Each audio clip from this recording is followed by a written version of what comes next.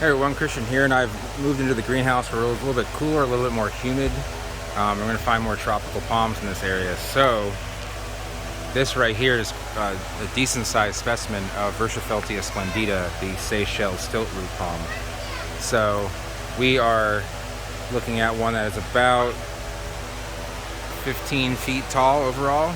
Now it's a little bit elongated because of, hold on one second, okay?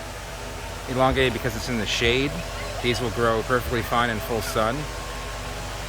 But the important part about these is you got to make sure that these stilt roots are hydrated. These can't be dry. Think of these as roots that are going to be constantly exposed out of the soil and need to be wet at all times. So every time it sort of puts out a new, this is a crown shafted palm. There are spines and they're actually hard to see. I'm not going to touch the crown shaft here, but every time this puts out a new drops of frond, usually another root will sort of start to grow. You can see there's one starting to grow, that little bulge right there.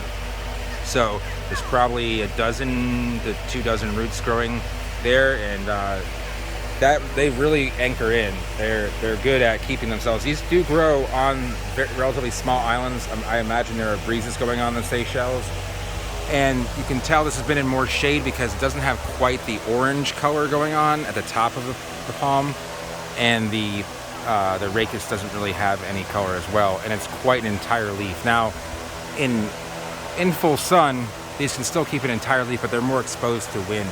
So, these fronds are large and wide, but they can be quite tattered from larger winds. Now, this is this isn't even a zone 10B palm. This is a zone 11 palm in my opinion, because these palms will, even the palm this size planted out, will get damaged. I've seen it get damaged at 38 degrees, 40 degrees. You really want to have a tropical climate for this. These will grow in the Keys. I've seen them actually grow on within 3 miles of where I am now, but every 15 years or so they will keel over and die.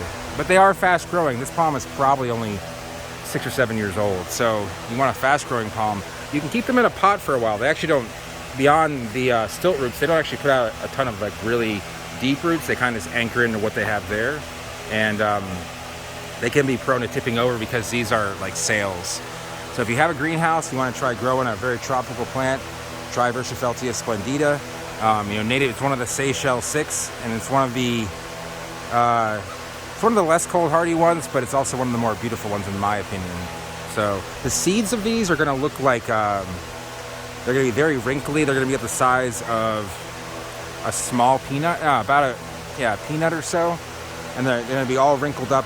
They're actually more circular, like a spherical peanut. Imagine wrinkled. Very weird description, but best thing I can kind of think of. Darker color, and they are adjacent germinators, so they don't need a deep pot to germinate. They're actually quite fast growing. They can grow a couple feet in the first year, and they're quite rewarding as a potted plant, even if you're just going to pop it in a greenhouse or eventually sell it to a friend who might have a larger place to keep this plant. So again, fresh seed will germinate pretty fast. Even seed that's been dehydrated a little bit, if you hydrate it, it will germinate as well. So a lot of tropical palms have seeds that will keep for some time, and this is one of them. So as you can see, let's talk about the spines for a second. So these spines, they're hard to see, and their depth is actually a little bit hard to see as well, but they're quite pointy. They will stick you, and be careful. They're not poisonous or anything, but it's very uncomfortable to get stuck with the spine. They do lose them with age, so there's only a little bit on the crown. These are actually not as spiny as some of the younger plants that are even in this. I'm trying to find one in this greenhouse that's close by, but I don't see one.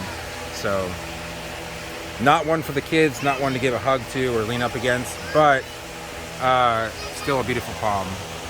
Anyway, I want to leave that there. If